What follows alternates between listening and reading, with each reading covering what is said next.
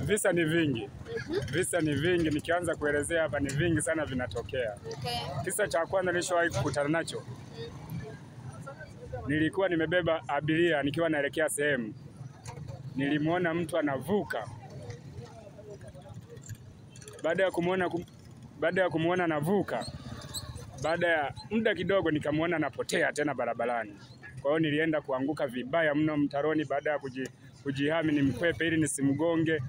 Ila baada ya kwenda kuanguka mtaroni, kumchungulia yule mtu simuoni. Kwa hiyo hicho ni kisa kibaya ambacho nilishawahi kukishuhudia, kukiona kwenye maisha yangu. Kwa hiyo nilichukia sana, nilitamani kuacha kazi ya bodaboda. Yaani unavuka barabara unamuona mtu lakini baada ya kudondoka kunyanyuka kumtazama simuoni tena huyo mtu. Hapa niko kwenye kijiwe cha bodaboda, napiga nao story mbili tatu kuhusiana na swala zima la maisha. Kama tunavyosikia bwana, kuna kelele nyingi, hasa malalamiko mengi kuhusiana na bodaboda wanatembea na wanafunzi, wanatembea na wake za watu. So nimekuja kupiga nao story ili kujua ukweli kuhusiana na hili jambo. Mambo? Aisee, poa. Fresh. Poa. Kazi inaendaje? Tupo tunakomaa hapa Kibishi. Tunatafuta. Okay, kazi ya bodaboda umeanza muda gani? Kazi ya bodaboda na miaka 2. Miaka 2. Kitu gani ambacho kilikuvutia ukaanza kufanya hii kazi ya bodaboda? Bodaboda ni ajira nzuri, tunapata hela. Tunapata hela ya kujikimu maisha. Hela ya kuwatunza watoto wetu, wake zetu, hata wazazi pia. Okay. Kwa hiyo ni kazi nzuri. Okay. Ni changamoto gani kubwa ambayo unakutana nayo kwenye kazi yako ya bodaboda? Changamoto ninayokutana nayo, wateja yaani mafuta yanapopanda bei. Kwa hiyo wateja huwa wanajua ile bei yao ni ile maana hiyo mafuta yakipanda bei nauli wao haipandi. Maana hiyo ni changamoto kwetu.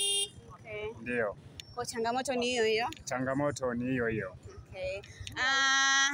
Kuhusiana na swala la bodaboda bwana, wake za watu nini?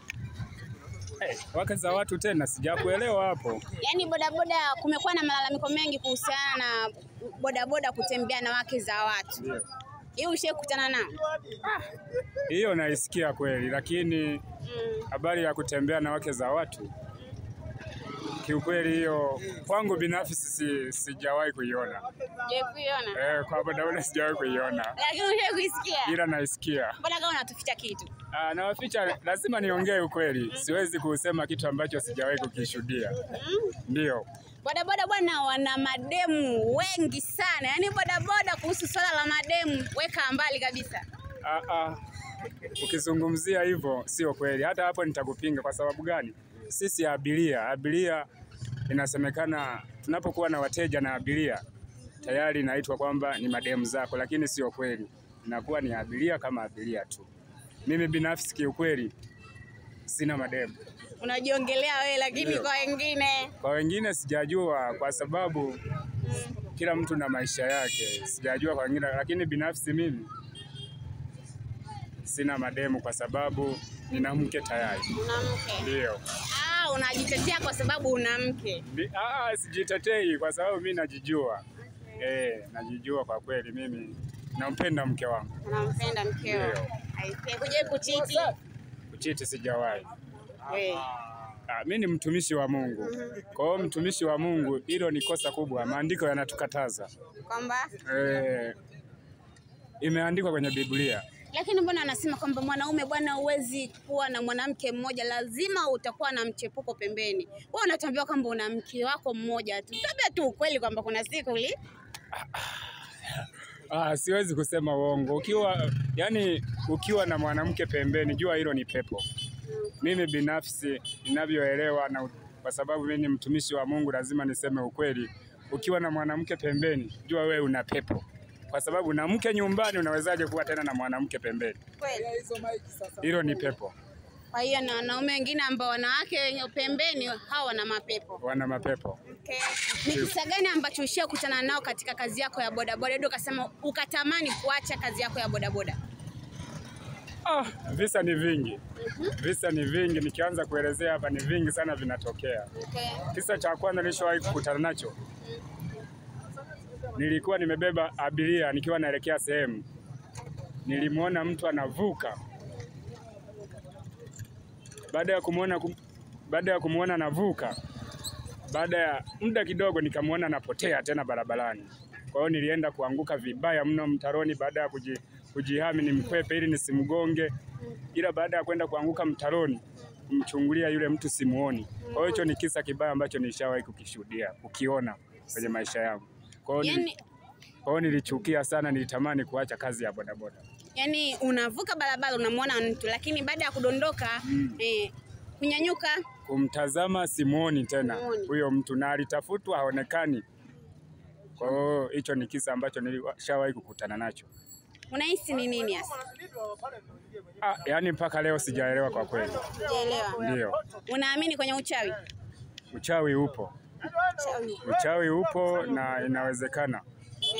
Inawezekana bodaboda muda mwingine wachawi wanatutumia sisi, tunapata ajali nyingi, tunapoteza wenzetu sababu wachawi sio watu wazuri. Okay. Ndio. Ushawahi kwenda kwa mganga? Mimi mwanzo nimekuambia. Ni mcha Mungu. Ni mcha Mungu. Kwa mimi siamini kuhusu uganga. Siamini kuhusu kwamba mganga atanisaidia nini maisha yangu. Okay. Kwa hiyo sijawahi kiufupi. Ndio. Ukipewa nafasi ya kurudi miaka 5 nyuma, ni kitu gani ambacho unaweza ukakibadilisha, ambacho unaweza ukakibadilisha kwenye maisha yako kikawa, yani maisha yako yakawa ni bora zaidi kuliko ya sasa hivi? Yaani miaka nirudi maana hiyo. Yani ukipewa nafasi, yani ikitokea ukarudi miaka 5 nyuma, ukaambiwa rekebisha kosa ambalo unaona ulilifanya, ukirekebisha ile kosa maisha yako yanaweza kuwa bora kuliko sasa hivi. Nikirudi nyuma lazima naweza kusoma sana. Naweza nikasoma sana, nikaongeza tofauti nilivyokuwa zamani nilivyokuwa nasoma. Kwa hiyo ikipunguza miaka 5 nyuma najihisi nitakuwa darasani. Kwa hiyo nitasoma sana. Utasoma sana? Kwa hiyo nitasoma sana niwe hata waziri mkuu. Okay. Ndio. Ulikuwa na ndoto ya kuwa waziri mkuu? Ndoto ilikuwepo, ila pesa za kuendelea kimasomo hazikuwepo, ila nilikuwa natamani sana niwe waziri mkuu. Okay. Hadi sasa hivi unahisi kazi yako ya bodaboda imebadilisha maisha yako kwa kiasi gani? Bodaboda imenibadilisha maisha makubwa sana. Imenibadilishia maisha, nasomesha watoto.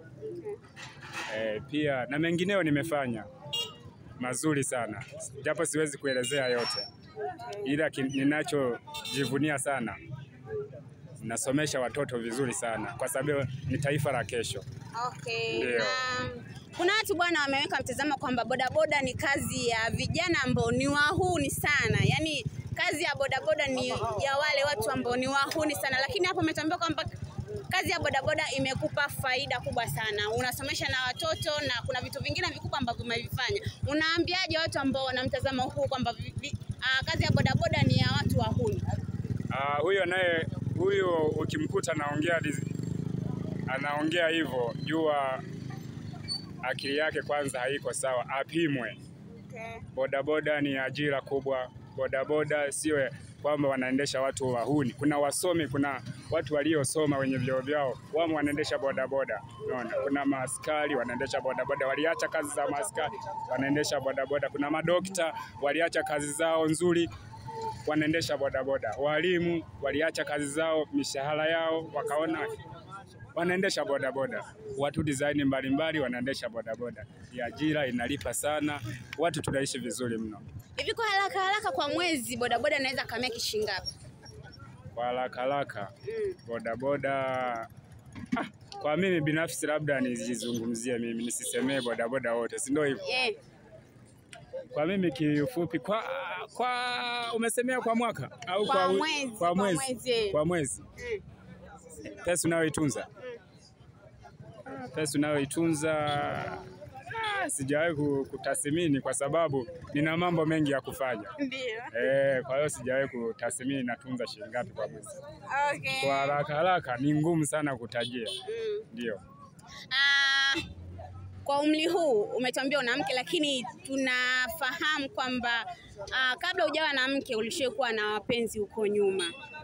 Ni kitu gani ambacho hasa mwanamke ukimfanyia, unaona kwa experience yako, ukimfanyia mwanamke anaweza akatulia ndani ya mahusiano, usipomfanyia hicho kitu anaweza akakuchiti au akaondoka kabisa? Ndugu, nimekwambia hivi, siamini kuhusu mpenzi, siamini kuhusu, kwa sababu hayo maisha mimi sijawahi kuyapitia kabisa ya kuhusu wapenzi nini, huwa nasikia. Sijawahi kuyapitia kwa sababu mimi nimelelewa kwenye imani ya kidini. No, sijawahi kupitia hayo maisha ya kuwa na mpenzi. Okay. Nimekuwa hivi, maneno nikapata mchumba nikaoa. Sijawahi kufanya vitu kama hivyo. Mimi siamini kuhusu wapenzi. Yaani sijawahi kufanya hivyo vitu. Okay, pesa ina nafasi gani katika mahusiano? Ina nafasi kubwa kwa sababu mahusiano bila pesa ni sawa sana bure. Huwezi kuwa na mpenzi bila pesa. Kwa mtazamo wangu, kwa mabinti wa kileo, kama wewe huna pesa, huwezi kuwa na mahusiano yoyote ambayo yanaeleweka. Unaona? Kwa hiyo pesa ina nguvu kubwa. Ndio. Asante sana. Nakushukuru sana. Lakini pia la mwisho la kumalizia kwa vijana ambao wamekosa ajira na wameamua kujiunga na vikundi ambavyo sivyo, unawaambiaje? Wabadilike, waje tufanye kazi, watafute pikipiki. Mimi sisemei bodaboda, watafute pikipiki, watafute vijiwe. Okay. Vijiwe ambavyo kijiwe basi hapo samani. Kijiwe sio, yani atafute vituo ambavyo wanaweza kufanyia kazi, maana hiyo wanaweza kujikwamua kwenye maisha kama sisi tulivyojikwamua. Umeona, watafute pikipiki, watafute vituo, wafanye kazi. Ni kazi nzuri, ni kazi inayolipa. Tunafurahi kwenye kazi yetu. Ndio. Asante sana. Nakushukuru.